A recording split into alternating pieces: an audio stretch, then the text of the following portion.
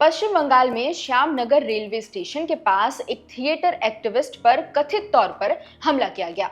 बताया गया है कि हमलावरों ने पीड़ित को काले कपड़ों में देखकर उसे मुस्लिम समझ लिया और उसे निशाना बनाया।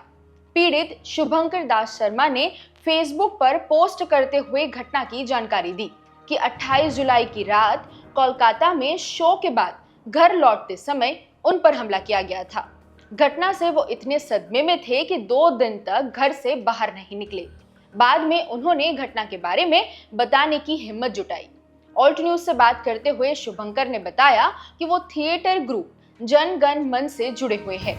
28 जुलाई की रात करीब 12 बजे श्यामनगर स्टेशन से निकलने के बाद 4 लड़कों ने उन्हें रोककर पूछा कि क्या वो मुस्लिम है। इस पर उन्होंने सिर्फ खुद को बचाने के लिए हिंदू होने का दावा करने से परहेज किया और उल्टा वो सवाल करने लगे कि अगर वो मुस्लिम हो तो क्या हुआ, क्या ये देश मुसलमानों का भी नहीं है, क्या मुस्लिम होना अपराध है।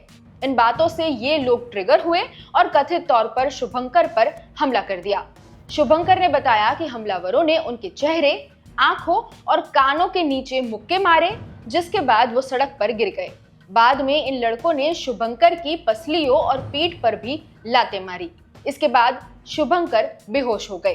काफी देर बाद होश आने पर वो किसी तरह घर पहुंचे और अकेले रहने के कारण सदमे से उभरने की कोशिश करते हुए वो 2 दिनों तक घर से बाहर नहीं निकले। शुभंकर ने नोआपाड़ा पुलिस को ईमेल के जरिए शिकायत दर्ज कराई थी। शिकायत में उन्होंने आरोप लगाया कि हमलावर उन्हें बार बार लात घूंसे मारते हुए जय श्री राम के नारे लगाने लगे थे। पुलिस से बात करने से पहले उन्होंने बैरकपुर के doctor BN Bose sub divisional अस्पताल में इलाज कराया था। चोटों की गंभीरता को देखते हुए डॉक्टरों ने उन्हें स्पेशलिस्ट को दिखाने को कहा। शुभंकर ने बताया कि हमले के दौरान उनके कान का पर्दा फट गया, जिसके कारण उसके आसपास पस और तरल जमा हो गया है और पूरी तरह ठीक होने के लिए सर्जरी करवानी पड़ सकती है। उन्होंने बताया कि पसलियों में भी चोट लगी है। उन्होंने कहा कि ये चोटें उनके करियर के लिए भी नुकसानदेह है। 6 अगस्त को ऑल्ट न्यूज ने नोआपाड़ा थाने के पुलिस अफसर से बात की। उन्होंने जानकारी दी कि मामले की जांच की जा रही है।